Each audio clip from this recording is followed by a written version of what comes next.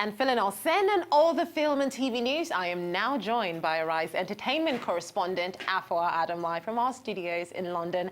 Hi Affleck, great to have you on the show as always. So, this is my favorite part. Let's kick this off. Let's start today with Jussie Smollett. Now, he has some allegations that, he is facing people are saying that he staged the attack that he went through, and he is just not finding that funny. What's that about?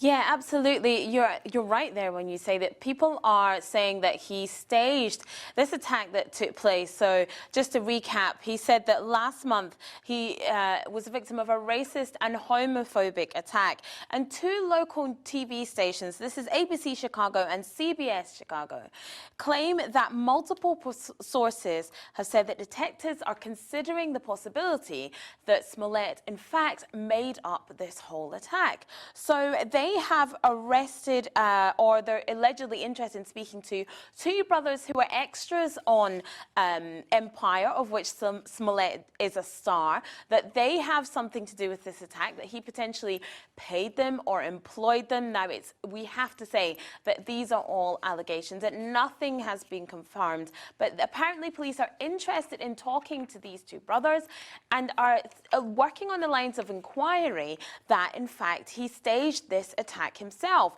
And they're saying that he potentially did this because he was about to be written out of the show.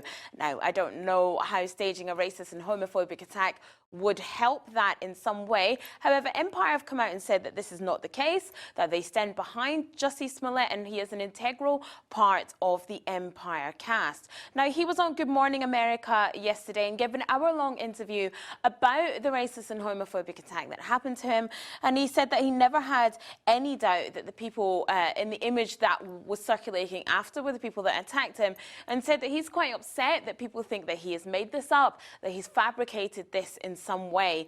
Now, I mean, it's such a bizarre story to be going around that he would make something like this up. Absolutely. It's crazy to think that people are thinking like this. Like we say, these are just allegations that the police are looking into these two people who apparently are extras on Empire, who apparently have something to do with it.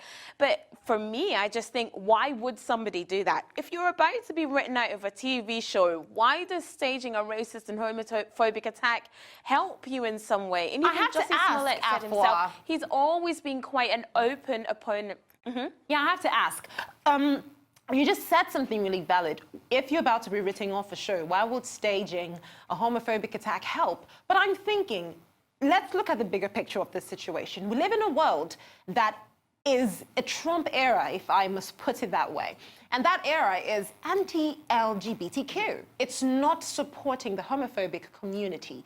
So why do you think it's such a shocker that this case, which involves penalizing people for homophobic attacks, is suddenly being staged as something that isn't true if we are in this era?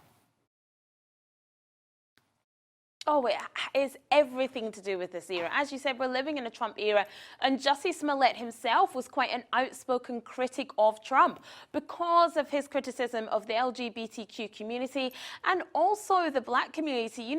There are a lot of Trump supporters who are black, but a lot of Trump supporters who aren't. And, Trump does have this history of being racist. I'm not saying that he is, but he's been seen as not for the black community himself. And Jussie Smollett is of both these communities. So he has been quite an outspoken opponent of Trump. Of course, he said that his attacker said this is MAGA country. MAGA, of course, is Make America Great Again country, that it was a Trump supporter who attacked him. So, in this kind of Trump era, it's not surprising that because he is quite a Trump critic, that Trump supporters or people are saying, look, you've staged this and you've just done this because you're an anti-Trump supporter and you want this to be an anti-Trump statement. And it just seems to me, why would someone do that? Why would they, Instead, why are we not saying that these attacks are abhorrent and they shouldn't happen? It's really, really crazy. These are some of the things in this world we live in with regards to the world of entertainment and, movements like the Me Too, Time's Up, LGBTQ movements that we don't understand. But anyways, let's move to something that I believe will uplift our spirits, talking about reboots. So tell us what's happening with, the latest Pirates of the Caribbean film. Tell me that Johnny Depp is coming back, please. Oh, Catchy, I hate to break your heart, especially the day after Valentine's, but Johnny Depp is not coming back to the Pirates of the Caribbean reboot. Now, I just want to make it known, I'm going to put it out there, it's not Pirates of the Caribbean without Johnny Depp. I don't know how the film can be the film without Jack Sparrow. However, it was supposed to have two writers from Deadpool on the case that they were going to be taking over the script for a brand new Pirates concept, a reboot franchise without Johnny Depp, without Captain Jack Sparrow, and it seemed to be going ahead. But now it's being reported that things are not looking so great, and this is probably down to the fact that the two Deadpool writers, that's Rhett Reese and Paul Wernick, have now left the project. So basically, the project is without writers, so it is no more. So Disney's film production chief, Sean Bailey, confirmed their involvement, seeing that the franchise would go ahead without Johnny Depp. That is not happening. So it seems that Disney's plans are dead in the water for now. Reese and Wernick obviously have just made Deadpool 2, which was a massive success, and they're going to be making a Zombieland sequel. So they're not out of work, but it does seem like we have to do without Pirates of the Caribbean for the moment. Well, that's kind of heartbreaking, and a little not heartbreaking knowing that there wasn't any Johnny Depp anyways. But anyways, that's another point. Let's talk about something else right about now. So Ben Affleck has finally broken his silence on what made him quit Batman. I've been wondering, so what's he saying was the reason? So Ben Affleck was on Jimmy Kimmel last night, and of course he had to talk about Batman and why he was, at one point he was the director, the producer, the makeup artist, the costume person, and Batman himself, and then all of a sudden he was nothing. He was nothing to do with it at all. And basically he said that the next Bruce Wayne would need to be younger. He said he was supposed to direct this version with a really good screenwriter, but just couldn't come up with a version. He said he just couldn't crack it, and it was time to let someone else take a shot at it, and they've got some really good people. And that's basically what he said. He said it's very much a point of a view-driven noir Batman tale, and it's told very squarely on his shoulders, and he hopes it's a story that's going to be thrilling, and it's more Batman in his detective mode than we've seen in many films. Do you know what? I'll be honest. I think it's good that Ben Affleck has stepped back from this role quite gracefully and hasn't done something awful and then have to take the heat for making a rubbish Batman and for being a rubbish Batman. You know, sometimes it's knowing when to bow out, when something doesn't suit you, and I think that's good. And, he has had these problems with addiction, and he did go to rehab at the tail end of last year. So hopefully that's helped him, get some clarity and say, not everything's for me. So good for Ben Affleck for being able to step up and say, you know what, this role's not for me. It's like we were talking about, Will Smith didn't take on the role of Neo in The Matrix. Sometimes not everything is for you. So good for him for having that insight to say, no more Batman for me for the moment. Absolutely, much respect to Ben Affleck. Meanwhile, he has been really busy with his next film, Triple Frontier, which is out on Netflix really soon. So tell us about it.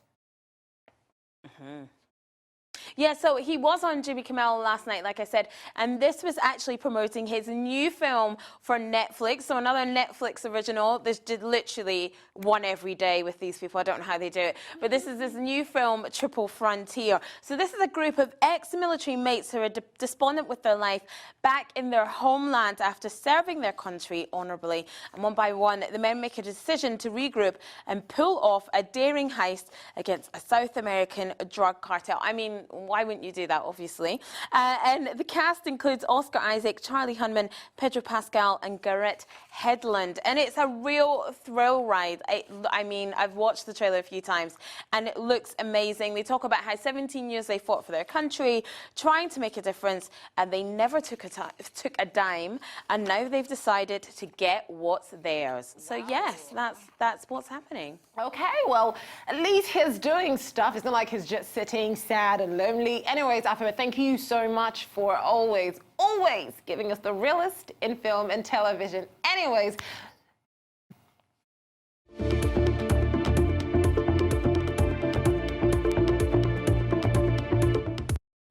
Now, before we say goodbye to you all at home, how about this? I'll leave you with a final video as always.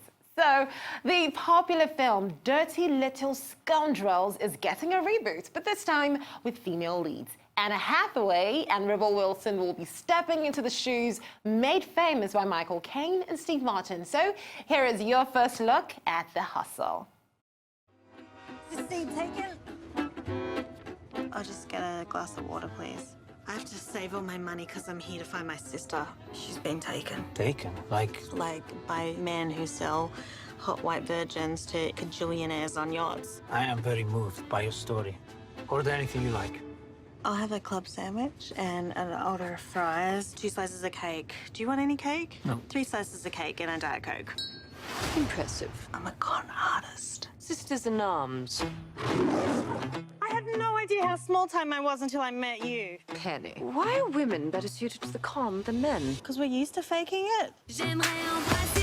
Because no man will ever believe a woman is smarter than he is. Is it valuable? $500,000. I like it because it's shiny. I could be the partner you never knew you needed. Teach me your sugar baby ways. Take this to the guest room, butlery person. First lesson, there's nothing more compelling to a man than a vulnerable woman. Observe. Wow, you